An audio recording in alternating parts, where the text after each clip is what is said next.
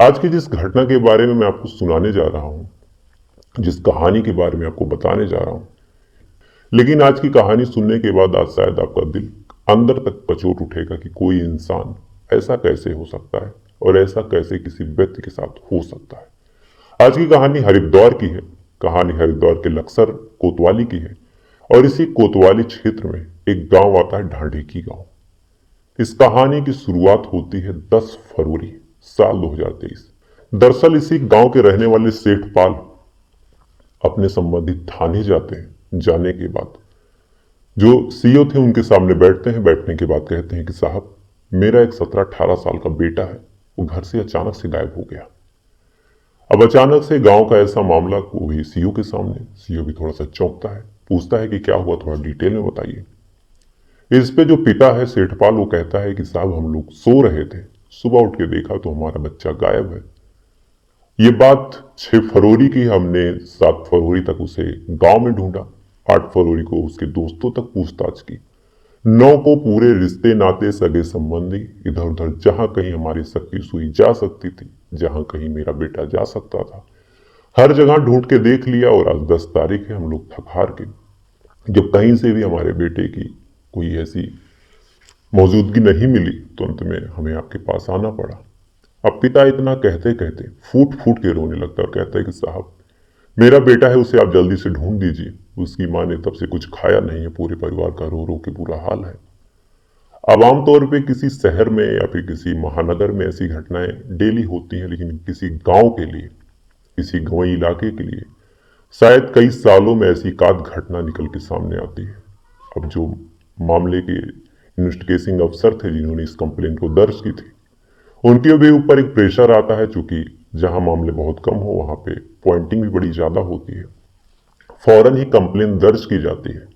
सारे डॉक्यूमेंट, सारे नाम, सारे कागज पत्र उस लड़के संबंधित ले लिए जाते हैं।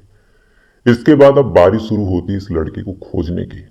पुलिस वाले अपनी तरफ से हर संभव कोशिश करते हैं और इसी कोशिश में सबसे पहले कुलदीप उर्फ शेर सिंह, जो लड़का गायब था, उसके घर पे आते हैं। घर पे आते हैं, पूरे घर को चेक करते हैं कि शायद कोई ऐसा संदिग्ध सामान मिल जाए, कोई मोबाइल या फिर कोई सिम कार्ड। क्योंकि आमतौर पे 17-18 साल की उम्र में जरूरी नहीं है कि बच्चा गायब ही कर दिया गया हो। 17-18 साल की उम्र ऐसी होती है कि इस उम्र में बच्चे खुद से भी गलती कर जाते हैं, किसी के साथ भाग जाते हैं या फिर कहीं नौकरी के लिए भाग जाते हैं। हो सकता है एग्जाम वगैरह का प्रेशर हो, एग्जाम अच्छा ना गया हो। तो कायदे से जो पुलिस की अभी तक शक्ति सुई थी, ये गायब करने पे नहीं बल्कि गायब होने पे टिकी हुई थी। पुलिस वालों को लग रहा था कि शायद बच्चा कहीं भाग गया हो, और आमतौर पे ऐसी उम्र में ऐसी चीजें हो भी जाती हैं। बहरहाल पुलिस वाले आते हैं, पूरे घर को अच्छे से चेक करते हैं, घर वालों से पूछताछ करते हैं। पूरे पूछताछ में, पूरी चेकिंग के दौरान कोई भी ऐसा सबूत या फिर कोई भी ऐसी चीज नहीं मिली जिससे ये पता चल सके कि ये बच्चा गायब हुआ है या फिर गायब किया गया है। 10 तारीख पूरा का पूरा बीत गया। 11 तारीख की सुबह हुई। पुलिस वाले फिर अपने तरीके से पूरे गांव में पता करते हैं, पड़ोसियों से पूछताछ करते हैं, जो घर के फैमिली मेंबर थे उनसे पूछताछ करते हैं। पूरा दिन इसमें गुजर गया, फिर बच्चे का पता नहीं चला। 12 तारीख आया, पुलिस वाले अभी भी पूछताछ कर रहे हैं, फिर भी पता नहीं चल रहा। कायदे से ऐसे ही पूछताछ करते करते लगभग 10 दिन का जो वक्त है वो गुजर गया, लेकिन जो बच्चा था उसका कहीं से कुछ पता नहीं चल रहा था। अब धीरे धीरे वक्त गुजरता जा रहा था। जो परिवार वाले थे उनका जो प्रेशर था, जो गांव वाले थे उनका प्रेशर जो था, उस थाने पे बढ़ता जा रहा था। मामला उस थाने से निकल के पूरे लक्सर कोतवाली में फैलता है। और इस मामले को जो वहां की एसीपी क्राइम रेखा यादव है, वो इस मामले को अपने हाथ में लेती हैं। साथ ही इस मामले पे स्पेशल फोकस करने को कहती हैं, क्योंकि मामला एक बच्चे के गुमशुदगी का था। पुलिस वाले अपने तरीके से हर संभव कोशिश कर रहे थे, हाथ पांव मार रहे थे। जब कहीं से कुछ मिलता नहीं तो उन्हें लगता है कि शायद इस बच्चे के साथ कोई हादसा हो गया है। पुलिस वाले भी इस हादसे के एंगल पे भी छानबीन करते हैं और सबसे पहले परिवार से फिर से मिलते हैं और पूछते हैं कि क्या आपकी किसी से दुश्मनी तो नहीं या फिर कोई पुरानी रंजिश हो। अब पुलिस वाले जब रंजिश के बारे में पूछते हैं तो फिर परिवार वाले कहते हैं कि साहब, हम इतने अमीर लोग नहीं है कि किसी से दुश्मनी लेके चले, ना ही इतना पैसा हमारे पास है कि कोई अपहरण कर लिया हो। ना ही परिवार में कोई कलह, कोई रंजिश है कि बच्चा कहीं चला गया हो। हमने तो कोई प्रेशर उसके ऊपर कभी बनाया ही नहीं। अब यहां से भी पुलिस वालों के हाथ कुछ भी नहीं लगता, तो फिर पुलिस वालों को लगता है कि हो सकता है बच्चे की किसी से कोई दुश्मनी हो। आमतौर पर स्कूल वगैरह में हो जाती है। पुलिस वाले स्कूल में जाते हैं, वहां भी छानबीन करते हैं कि बच्चों से आपस में कोई रंजिश हुई, कोई झगड़ा हुआ, क्योंकि क्राइम की ना कोई उम्र होती है, ना ही कोई ऐसी बात होती है। पुलिस वाले स्कूल में भी जाते हैं, पूछताछ करते हैं, लेकिन यहां से भी पुलिस के हाथ कुछ भी नहीं लगता। धीरे धीरे वक्त गुजरता जा रहा था। देखते ही देखते 20 दिन गुजर गए। बच्चे का ना कहीं कुछ पता चल रहा था, ना ही कोई मोटिव निकल रहा था, ना ही किसी पे कोई शक हो रहा था। अब इतनी चीजें जब हो जाती हैं तो पुलिस वालों को लगता है कि जब पूरा गांव छान लिया, कायदे से कहें तो हर संभव कोशिश कर ली, जब मामला कहीं बाहर से निकल के सामने नहीं आ रहा, तो कहीं ऐसा तो नहीं कि यह मामला घर का ही हो और घर का ही कोई ऐसा सदस्य हो जो इस क्राइम में या फिर इस गायब करने में शामिल हो। पुलिस वाले अब इस मामले की जांच को इस एंगल पे मोड़ते हैं, लेकिन अब घर के किसी सदस्य को ऐसे उठा के पूछताछ करना, खासकर जिस घर का कोई बच्चा गायब हो, घर वाले रो रहे हो, तो एक तरह से यह भी पॉसिबल नहीं था।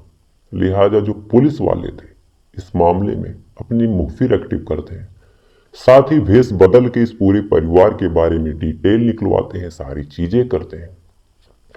अंत में काफी दिन तक मेहनत करने के बाद कायदे से 5-6 दिन और बीत गए और डेट आ गई 5 मार्च साल 2023। ये डेट आई और इसी डेट को एक बड़ी हैरान करने वाली बात पता चली। दरअसल जो इस घर की लड़की थी, जिसका नाम मैं आपको अभी नहीं बताऊंगा और ना बताने का भी एक कारण है जो मैं आपको वीडियो के लास्ट में बताऊंगा। इस लड़की का पड़ोस में रहने वाले एक राहुल नाम के लड़के से अफेयर था।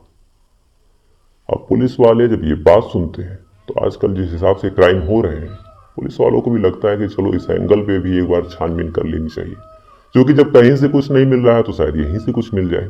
लिहाजा जो पुलिस वाले थे अब इस लड़की और राहुल की डिटेल और कुंडली एक साथ खंगालते हैं, पूछताछ करते हैं, पता करते हैं, आसपास के गांव के लोगों से पूछताछ करते हैं।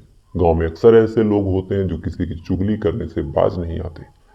पुलिस वाले इस बात का फायदा उठाते हैं, पूछताछ करते हैं और अंत में पता चलता है कि जो राहुल है और जो ये लड़की है, इन दोनों में ऐसा प्यार था कि शायद कोई भी बीच में आता तो ये दोनों उसको हटा के एक दूसरे से मिलने के लिए, एक दूसरे को पाने के लिए कुछ भी कर सकती है। अब इतनी बड़ी बात जब पुलिस वालों को पता चली तो पुलिस वाले फौरन इस लड़की को थाने बुला लेते हैं। थाने बुलाते हैं एक बहाने से कि शायद इस बहाने से पूछताछ करें कि शक की सुई भी हम पे ना आए, हम फंसे भी ना, हमारा काम भी हो जाए। इसीलिए थाने बुलाते और कहते हैं कि बेटा तुम उसकी छोटी बहन हो, तुम्हें सारी डिटेल पता होगी, चूंकि भाई बहन सबसे करीब होते हैं, तो कोई ऐसी गर्लफ्रेंड बॉयफ्रेंड का मैटर या फिर कोई और बात, या फिर तुम्हारा भाई किसी और से प्यार करता हो तो आप हमें प्लीज बता दो, क्योंकि 1 महीने गुजरने को है और हमारे हाथ कुछ भी नहीं लग रहा, और जितना ही वक्त गुजरेगा तुम्हारे भाई के मिलने की जो उम्मीद है वो कम होती जाएगी। अब पुलिस वाले इस लड़की से तो नॉर्मली पूछताछ कर रहे हैं, लेकिन जो ये लड़की है वो थोड़ा सा इधर उधर की बातें कर रही है, यानी सवाल से ज्यादा जवाब दे रही है और इसके अंदर दुख से ज्यादा घबराहट दिखाई दे रही है। अब मैंने शुरू से कहा है कि जो पुलिस वालों की नजर है वो पारखी होती है। पुलिस वाले फौरन ही इस बात को परख लेते हैं और परखने के साथ साथ इससे बस एक शब्द पूछते हैं कि बेटा ये राहुल कौन है। अब जैसे ही राहुल का नाम ये लड़की सुनती है, फौरन ये शक पका जाती है। शक पकाते हुए कहती है कि मैंने और राहुल ने तो कुछ भी नहीं किया।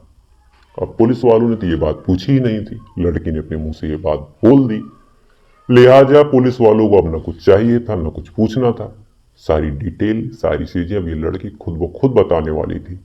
लेकिन इससे भी पहले पुलिस वाले जाते हैं और इस राहुल को भी उठा के लाते हैं, उठाते हैं, अगल बगल बैठाते हैं और बस एक शब्द बोलते हैं।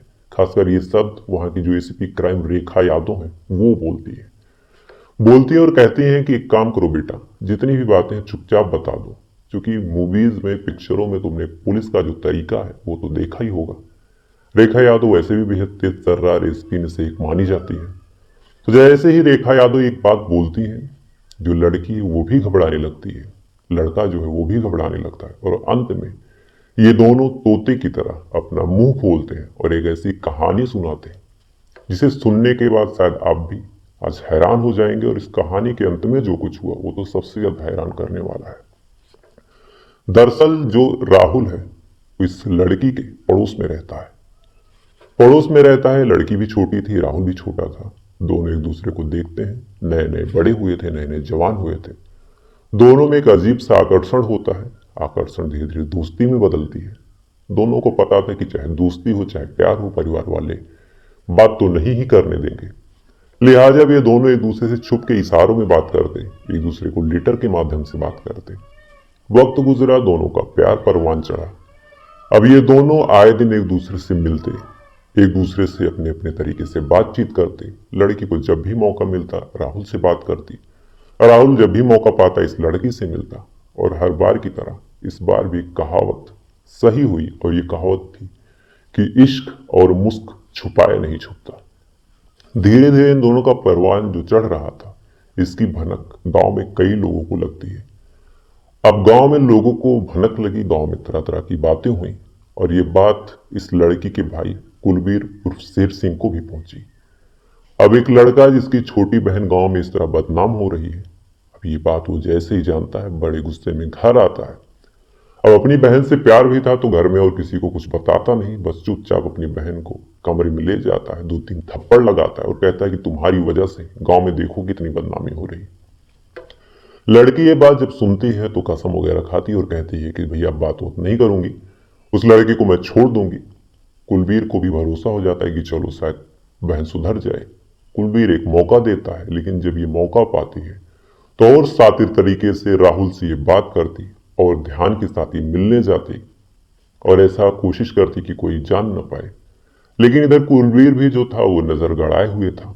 दोबारा जब ये पकड़ता है तो पकड़ने के बाद काफी मारता पीटता है। मारने पीटने के साथ साथ कहता है कि आज के बाद तुमको अकेले कहीं नहीं जाना है। अब ये बात जैसे ही भाई बोलता है तो एक तरह से जो लड़की थी उसके प्यार पे ताला लग चुका था। लड़की राहुल के प्यार में बेकरार रहने लगी, किसी भी कीमत पे पाना चाह रही थी।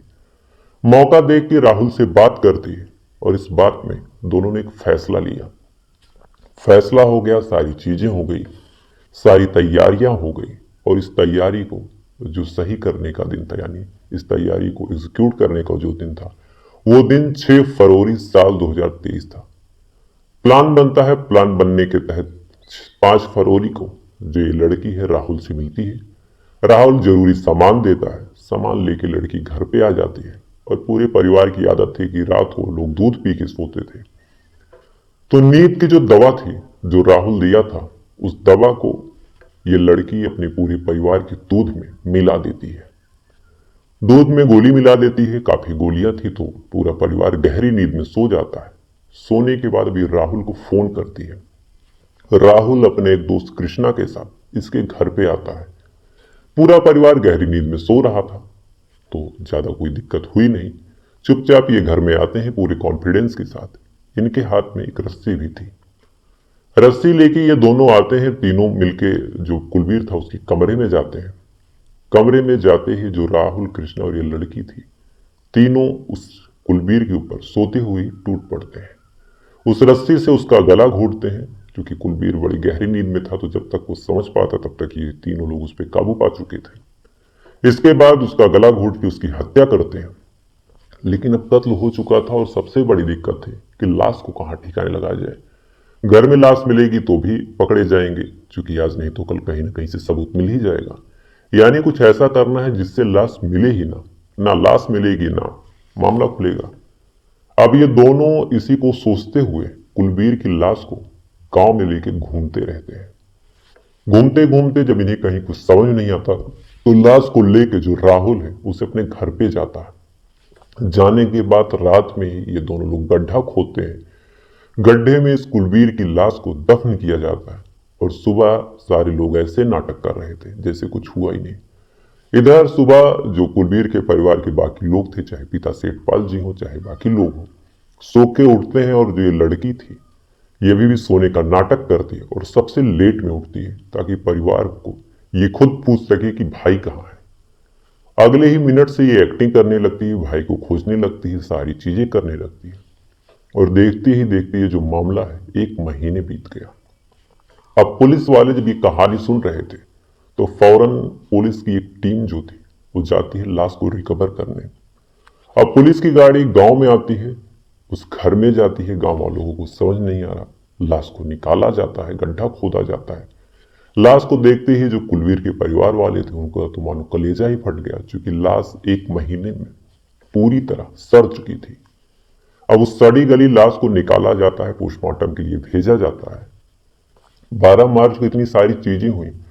दरअसल वहां के जो कोतवाल अमरजीत सिंह है, उनसे बातचीत के दौरान एक अजीब बात पता चली।